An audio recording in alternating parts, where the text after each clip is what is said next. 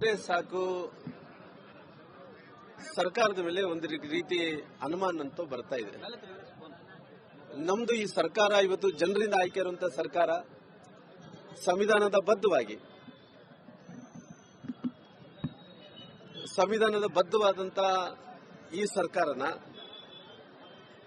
ಇಲ್ಲ ಅಂದ್ರೆ ಚುನಾಯಿತ ಆದಂತ ಈ ಸರ್ಕಾರ ಅನ್ನಂಥದ್ದು ಕೂಡ ನಮಗೆ ಅನುಮಾನ ಕೂಡ ಕಾಡ್ತಾ ಇದೆ.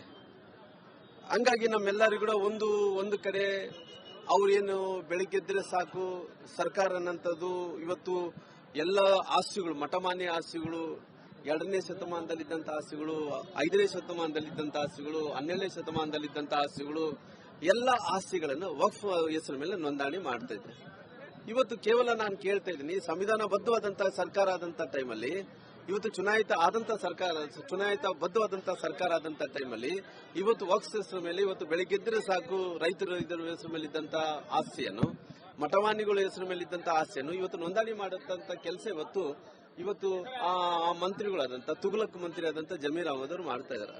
ನಾನು ಬಹಳ ಸ್ಪಷ್ಟವಾಗಿ ಹೇಳ್ತಾ ಇದ್ದೀನಿ, ನಾವು ಯಾವತ್ತೂ ಕೂಡ ರಜಾಕರ ಕಾಲದಲ್ಲಿ ಕೂಡ ನಾವು ನೋಡಿದೀವಿ, ನಿಜಾಮರ ಕಾಲದಲ್ಲಿ ಕೂಡ ನಾವು ನೋಡಿದ್ವಿ, ಇವತ್ತು ತುಘಲಕ್ ಕಾಲದಲ್ಲಿ ಕೂಡ ನೋಡಿದ್ವಿ. ಈ ರೀತಿ ಯಾರು ಕೂಡ ನಡ್ಕೊಂಡಿಲ್ಲ. ಇವತ್ತು ನಮ್ಮ ಪರಿಸ್ಥಿತಿ ಏನಾಗ್ತದೆ ಅಂದ್ರೆ ಬೆಳಗ್ಗೆದ್ರೆ ಸಾಕು ಒಂದು ಕಡೆ ಇವತ್ತು ಯಾರು ಇದನ್ನ ಕೈವಾಡ ಇದೆ, ಮುಖ್ಯಮಂತ್ರಿಗಳ ಕೈವಾಡ ಇದನ್ನ ಸ್ಪಷ್ಟವಾಗಿ ಹೇಳಿ. ಮುಖ್ಯಮಂತ್ರಿಗಳು ಸ್ಪಷ್ಟವಾಗಿ ಉಪಮುಖ್ಯಮಂತ್ರಿಗಳು ಸೇರಿ ನಾವೆಲ್ಲ ಒಂದು ಕಡೆ ಒಂದು ಕೋಮಿನವ್ರನ್ನ ಓಲೈಕೆ ಮಾಡಬೇಕು ಅನ್ನೋ ಕಾರಣದಿಂದ ರಾಜಕಾರಣ ಮಾಡ್ತಾ ಇದ್ದು ಸ್ಪಷ್ಟತೆಯನ್ನು ಕೊಡ್ಲಿ. ಯಾಕಂದ್ರೆ ನಾನೇನ್ ಹೇಳ್ತಾ ಇದ್ದೀನಿ, ಇವತ್ತು ನೀವು ಎಲ್ಲೋ ಒಂದು ಕಡೆ ಯಾರು ಕೂಡ ಇವತ್ತು ನೀವು ಓಲೈಕೆ ಮಾಡಿದ್ರೆ ಬಹಳ ಬೇರೆ ಬೇರೆ ಮಾರ್ಗಗಳಿದಾವೆ, ಇಲ್ಲ ಅನ್ನಕ್ ಹೋಗಲ್ಲ. ಆದ್ರೆ ಪರಿಸ್ಥಿತಿ ಏನಾಗ್ತಿದೆ ಅಂದ್ರೆ ದಿನನಿತ್ಯ ಜನರಿಗೆ ಒಂದ್ ರೀತಿ ಭಯ ಪ್ರಾರಂಭ ಆಗ್ತದೆ. ಅದಕ್ಕೂ ಸ್ಪಷ್ಟತೆ ಕೊಡಬೇಕು. ಮೂಲ ಡಿಮ್ಯಾಂಡ್ ಏನಂದ್ರೆ, ಯಾರು ವಕ್ಫ್ ಹೆಸರ ಮೇಲೆ ಏನೋ ನೋಂದಣಿ ಆಗಿದಾರೋ ಕೇವಲ ಮುಖ್ಯಮಂತ್ರಿಗಳು ಕೇವಲ ಅವ್ರೇನು ಹೇಳಿಕೆ ಕೊಡ್ತಾ ಇದಾರ, ಸುಮ್ನೆ ಅಂದ್ರೆ ನಾನು ಇದನ್ನ ನೋಂದಣಿ ಆಗಬಾರದು ಅನ್ನಂತ ಹೇಳಿಕೆಯನ್ನು ಆಲ್ರೆಡಿ ಆದೇಶವನ್ನು ಕೂಡ ಕೊಟ್ಟಿದ್ದೀನಿ ಅಂತೇಳಿ ಒಂದು ಕಡೆ ಹೇಳ್ತಾ ಇದಾರ. ಯಾರು ಹೇಳ್ತಾ ಇದಾರ? ಮುಖ್ಯಮಂತ್ರಿಗಳು ಹೇಳ್ತಾ ಇದಾರ. ಒಂದು ಕಡೆ ಏನ್ ಹೇಳ್ತಾ ಇದಾರೆ, ನೋಂದಣಿ ಬೆಳಗ್ಗೆ ಎದ್ದರೆ ಕೂಡ ನೋಂದಣಿ ಆಗ್ತಾ ಇದಾರೆ. ಇದನ್ನ ಎಲ್ಲ ಒಂದು ಕಡೆ ಕಡಿವಾಣ ಹಾಕಬೇಕಲ್ಲ. ಇವತ್ತು ತಾತ ಮುತ್ತಾತರ ಆಸ್ತಿಗಳನ್ನು ಬಿಟ್ಕೊಡಕ್ಕಾಗಲ್ಲ. ನಮ್ದು ಅವತ್ತಿನಿಂದ ಇವತ್ತಿನ ತನಕ ಕೂಡ ಒಕ್ಕಲ್ತನ ಮಾಡ್ಕೊಂಡ್ರಿ, ಅವತ್ತಿನಿಂದ ಇವತ್ತಿನ ತನಕ ಕೂಡ ನಮ್ಮ ಹೆಸರು ಮೇಲೆ ನೋಂದಣಿ ಮಾಡ್ಕೊಂತ ಬಂದಿವಿ. ಎಲ್ಲ ಆಸ್ತಿಗಳು ಹಿಂಗ ಎಲ್ಲೋ ಒಂದು ಕಡೆ ವಕ್ಫ್ ಹೆಸರು ಮೇಲೆ ಆದ್ರಿಗಿನ ಮಕ್ಕಳ ಭವಿಷ್ಯ ಏನಾಗುತ್ತೆ, ಅದಕ್ಕೂ ಸ್ಪಷ್ಟತೆಯನ್ನು ಕೊಡಬೇಕಾಗುತ್ತೆ. ನಾವು ಭಾರತೀಯ ಜನತಾ ಪಾರ್ಟಿಯನ್ನು ನಾವು ಸುಮ್ಮನೆ ನೋಡಿ ಅವ್ರದ್ದು ಮಾಡಿದಂತ ತಪ್ಪುಗಳು ಕೂಡಕ್ಕಾಗಲ್ಲ. ಹೋರಾಟವನ್ನು ಮುಂದುವರಿಸಿ ರಾಜ್ಯದಾದ್ಯಂತ ಹೋರಾಟ ಮಾಡ್ತೀವಿ. ಇದನ್ನು ತಕ್ಕವಾದಂತ ಜನರು ಉತ್ತರವನ್ನು ಕೊಡುವಂತ ಕೆಲಸಗಳು ಮಾಡ್ತಾರೆ.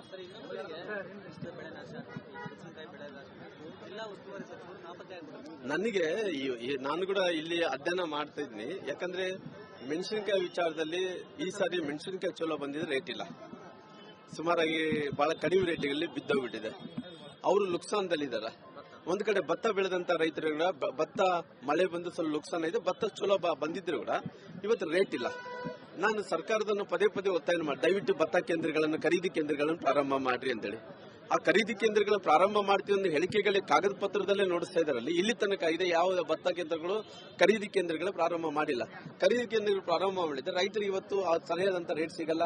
ಮಾರ್ಕೆಟ್ ಅಲ್ಲಿ ದಳ್ಳಾಳಿಗಳೆಲ್ಲ ಕೂಡ ಕಡಿಮೆ ರೇಟ್ ಅಲ್ಲಿ ಕೇಳ್ತಾರೆ. ಹಂಗಾಗಿ ನಾನು ಒತ್ತಾಯ ಮಾಡ್ತೇನೆ, ಈ ಸರ್ಕಾರದ ರೈತರ ಪರವಾಗಿ ಕಳಕಳಿದ್ದಾಗಿನ ರೈತರು ಬೆಳೆದಂತ ಬೆಳೆಗೆ ಏನೋ ವೈಜ್ಞಾನಿಕವಾದ ಬೆಲೆ ಕೊಡಬೇಕಾದ್ರಿಗಿನ ಇದಕ್ಕೆ ರೈತರ ಭತ್ತ ಕೇಂದ್ರವನ್ನು ಖರೀದಿ ಮಾಡೋಂತ ಪ್ರಾರಂಭ ಮಾಡಬೇಕು. ಪ್ರಾರಂಭ ಮಾಡಿದ್ರೆ ಮಾತ್ರ ರೈತರಿಗೆ ಅನುಕೂಲ ಆಗುತ್ತೆ.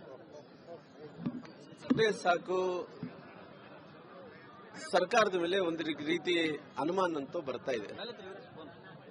ನಮ್ದು ಈ ಸರ್ಕಾರ ಇವತ್ತು ಜನರಿಂದ ಆಯ್ಕೆ ಇರುವಂತಹ ಸರ್ಕಾರ, ಸಂವಿಧಾನದ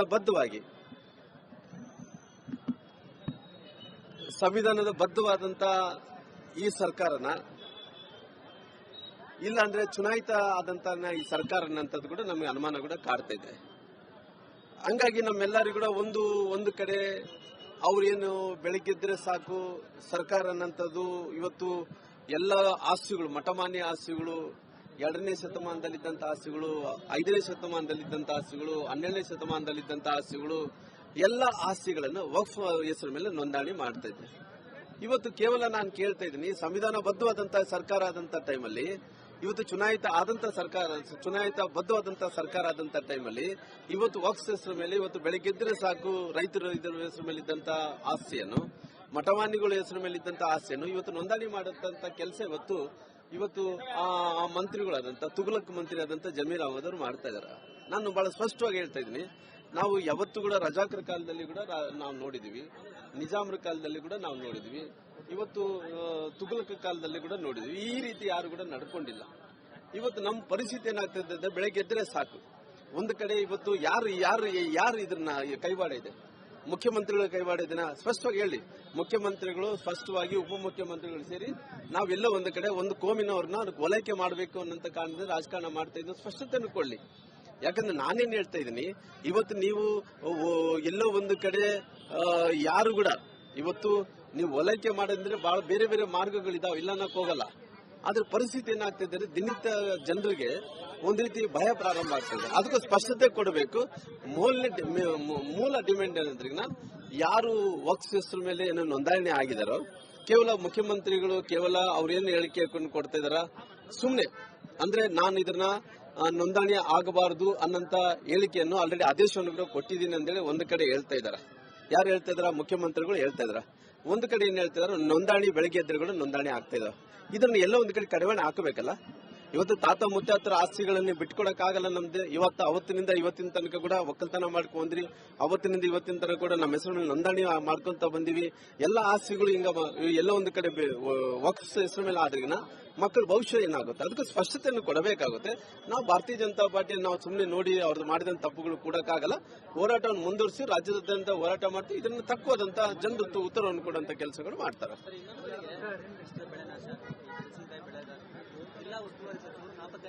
ನನಗೆ ನಾನು ಕೂಡ ಇಲ್ಲಿ ಅಧ್ಯಯನ ಮಾಡ್ತಾ ಇದ್ದೀನಿ. ಯಾಕಂದ್ರೆ ಮೆಣಸಿನಕಾಯಿ ವಿಚಾರದಲ್ಲಿ ಈ ಸಾರಿ ಮೆಣಸಿನಕಾಯಿ ಚಲೋ ಬಂದಿದ್ರೆ ರೇಟ್ ಇಲ್ಲ, ಸುಮಾರಾಗಿ ಬಹಳ ಕಡಿಮೆ ರೇಟ್ಗಳಲ್ಲಿ ಬಿದ್ದೋಗ್ಬಿಟ್ಟಿದೆ. ಅವರು ಲುಕ್ಸಾನ್ದಲ್ಲಿದ್ದಾರೆ. ಒಂದು ಕಡೆ ಭತ್ತ ಬೆಳೆದಂತ ರೈತರು ಕೂಡ ಭತ್ತ ಮಳೆ ಬಂದು ಸ್ವಲ್ಪ ಲುಕ್ಸಾನ್ ಇದೆ, ಭತ್ತ ಚಲೋ ಬಂದಿದ್ರು ಕೂಡ ಇವತ್ತು ರೇಟ್ ಇಲ್ಲ. ನಾನು ಸರ್ಕಾರದನ್ನು ಪದೇ ಒತ್ತಾಯ ಮಾಡಿ, ದಯವಿಟ್ಟು ಭತ್ತ ಕೇಂದ್ರಗಳನ್ನು, ಖರೀದಿ ಕೇಂದ್ರಗಳನ್ನು ಪ್ರಾರಂಭ ಮಾಡ್ರಿ ಅಂತೇಳಿ. ಆ ಖರೀದಿ ಕೇಂದ್ರಗಳನ್ನ ಪ್ರಾರಂಭ ಮಾಡ್ತೀವಿ ಅನ್ನೋ ಹೇಳಿಕೆಗಳಿಗೆ ಕಾಗದ ಪತ್ರದಲ್ಲೇ ನೋಡಿಸ್ತಾ ಇದಾರಲ್ಲಿ. ಇಲ್ಲಿ ತನಕ ಇದೆ ಯಾವ ಭತ್ತ ಕೇಂದ್ರಗಳು, ಖರೀದಿ ಕೇಂದ್ರಗಳು ಪ್ರಾರಂಭ ಮಾಡಿಲ್ಲ. ಖರೀದಿ ಕೇಂದ್ರಗಳು ಪ್ರಾರಂಭ ಮಾಡಿದ್ರೆ ರೈತರಿಗೆ ಇವತ್ತು ಸರಿಯಾದಂತ ರೇಟ್ ಸಿಗಲ್ಲ. ಮಾರ್ಕೆಟ್ ಅಲ್ಲಿ ದಳ್ಳಾಳಿಗಳೆಲ್ಲ ಕೂಡ ಕಡಿಮೆ ರೇಟ್ ಅಲ್ಲಿ ಕೇಳ್ತಾರೆ. ಹಂಗಾಗಿ ನಾನು ಒತ್ತಾಯ ಮಾಡ್ತೇನೆ, ಈ ಸರ್ಕಾರದ ರೈತರ ಪರವಾಗಿ ಕಳಕಳಿದ್ರಿಗಿನ ರೈತರು ಬೆಳೆದಂತ ಬೆಳೆಗೆ ಏನನ್ನ ವೈಜ್ಞಾನಿಕವಾದ ಬೆಲೆ ಕೊಡಬೇಕಾದ್ರಿಗಿನ ಇದಕ್ಕೆ ರೈತರ ಭತ್ತ ಕೇಂದ್ರವನ್ನು ಖರೀದಿ ಮಾಡೋದಂತ ಪ್ರಾರಂಭ ಮಾಡಬೇಕು. ಪ್ರಾರಂಭ ಮಾಡಿದ್ರೆ ಮಾತ್ರ ರೈತರಿಗೆ ಅನುಕೂಲ ಆಗುತ್ತೆ. ನಮ್ಮ ಭೂಮಿ ನಮ್ಮ ಹಕ್ಕು ಅಂತೇಳಿ ಇವತ್ತು ಬಳ್ಳಾರಿ ನಗರದಲ್ಲಿ ಭಾರತೀಯ ಜನತಾ ಪಾರ್ಟಿ ಜಿಲ್ಲಾ ಶಾಖೆಯಿಂದ ನಾವು ಇವತ್ತು ಆಂದೋಲನವನ್ನು ಹಮ್ಮಿಕೊಂಡಿದ್ದೀವಿ. ಮುಖ್ಯ ಉದ್ದೇಶ ಇಷ್ಟೇ, ರೈತರ ಪಾಣಿಗಳಲ್ಲಿ ವಕ್ಫ್ ಮಂಡಳಿ ಅಂತೇಳಿ ಏನು ಬರ್ತಾ ಇದೆಯೋ ಕಾಲಮ್ 11 ನಲ್ಲಿ ಅದನ್ನ ನಾವು ತೀವ್ರವಾಗಿ ಪ್ರತಿಭಟನೆ ಮಾಡ್ತಾ ಇದ್ದೀವಿ. ಯಾಕೆ ಅಂತಂದ್ರೆ ರೈತರು ಎಷ್ಟೋ ತಲತಲಾಂತರದಿಂದ ತಂದೆ ತಾಯಿ ಮತ್ತೆ ಅವರು ತಾತ ಮುತ್ತಾತರ ಅವರದಿಂದ ಕೂಡ ಅವರು ಉಳುಮೆ ಮಾಡ್ತಾ ಇದ್ದಾರೆ. ಆ ಉಳುಮೆನ ಇವರು ಕಸ್ಕೊಳ್ಳಲಿಕ್ಕೆ ಪ್ಲಾನ್ ಮಾಡ್ತಾ ಇದ್ದಾರೆ ವಕ್ಫ್ ಮಂಡಳಿ. ಹಂಗಾಗಿ ಇವರು ಜಮೀರ್ ಅಹಮದ್ ಏನಿದಾನೋ, ಇಂಥ ದುರ್ದೈವ ಅಂತಂದ್ರೆ ನಮ್ಮ ಕರ್ನಾಟಕ ರಾಜ್ಯಕ್ಕೆ ಇಂಥವ್ರನ್ನ ಮಂತ್ರಿಗಳು ಮಾಡಿ ಇವರ ದುರಾಶೆಗೆ ಒಂದು ಲಿಮಿಟೇ ಇಲ್ದಂಗೆ ಆಗಿದೆ. ವಕ್ಫ್ ಮಂಡಳಿಯನ್ನ ಅಡ್ಡ ಇಟ್ಕೊಂಡು ಟೋಟಲ್ ಎಲ್ಲ ಭೂಮಿಯನ್ನ ಕಬಳಿಸ್ಕೋಬೇಕು ಅಂತೇಳಿ ಪ್ಲಾನ್ ಮಾಡ್ತಾ ಇದ್ದಾರೆ. ಹಾಗಾಗಿ ನಮ್ಮ ಭೂಮಿ ನಮ್ಮ ಹಕ್ಕು ಅಂತೇಳಿ ಇವತ್ತು ನಾವು ರೈತರ ಪರವಾಗಿ ನಾವು ಇವತ್ತು ಒಂದು ಆಂದೋಲನ ಹಮ್ಮಿಕೊಂಡಿದ್ದೀವಿ. ಇದನ್ನ ಸಂಪೂರ್ಣವಾಗಿ ವಕ್ಫ್ ಮಂಡಳಿ ರದ್ದಾಗಬೇಕು. ವಕ್ಫ್ ಪೂರ್ತಿ ಆಸ್ತಿಗಳನ್ನ ಕರ್ನಾಟಕ ಸರ್ಕಾರ, ಕೇಂದ್ರ ಸರ್ಕಾರ ಒಟ್ಟು ಮುಟ್ಟುಗೋಲು ಹಾಕೊಂಡು ಅವ್ರಿಗೆ ಏನು ಆಸ್ತಿಗಳ ವಿವರಗಳು ತೋರಿಸಬೇಕು. ಅವ್ರಿಗೆ ಹೆಂಗ್ ಬಂದಿದೆ ಅಂತ ಹೇಳಿ ತೋರಿಸಿದ್ರೆ ಮಾತ್ರ ಅವ್ರಿಗೆ ಕೊಡಬೇಕು.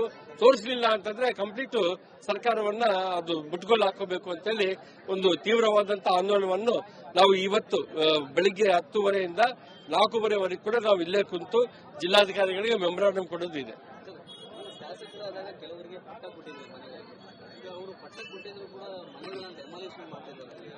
ನೋಡಿ, ಅದನ್ನ ನಾನು ಆಕ್ಚುಲಿ ಆ ರೋಡ್ ಅಂದ್ರೆ ಲಾರಿಗಳು ಹೋಗ್ಲಿಕ್ಕೆ ಅನುಕೂಲ ಆಗಲ್ಲ ಅಂತೇಳಿ ರೈಸ್ ಮಿಲ್ ಅವರೆಲ್ಲ ಹೇಳ್ತಾ ಇದ್ರೆ ನಾನೇನ್ ಹೇಳಿನಿ, ಕಂಪ್ಲೀಟ್ ಬೇರೆ ಕಡೆ ಒಂದು ಬ್ರಿಡ್ಜ್ ಹಾಕ್ಸ್ಕೊಟ್ಟಿನಿ. ಅವರು 3 ಕೋಟಿ ಖರ್ಚು ಮಾಡಿ ಬ್ರಿಡ್ಜ್ಗಳು ಕಟ್ಸ್ಕೊಟ್ಟಿನಿ. ಆ ಕಡೆಯಿಂದ ಅವ್ರು ರೈಸ್ ಮಿಲ್ ಅವರು ಬರ್ತಾ ಇದ್ವು.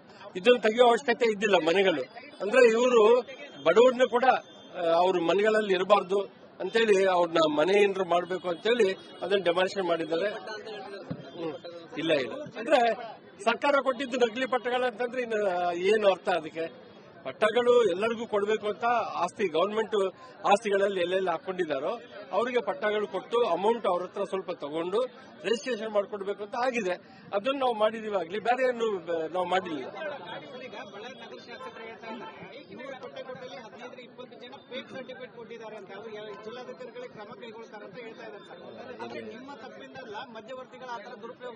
ಇಲ್ಲ ಇಲ್ಲ ಇಲ್ಲ, ನಾವು ನೋಡಿ ಒಂದೇ ಒಂದು ಕರ್ನಾಟಕ ರಾಜ್ಯ ಸರ್ಕಾರದ ಜಾಗದಲ್ಲಿ ಯಾರ್ಯಾರು ಜಾಗ ಗುಡಿಸಲುಗಳು ಮನೆಗಳು ಕಟ್ಕೊಂಡಿದ್ದಾರೋ ಅವರಿಗೆ ಪಟ್ಟಾಗಳು ಕೊಡಬೇಕು ಅಂತೇಳಿ ಆರ್ಡರ್ ಬಂದಿದೆ.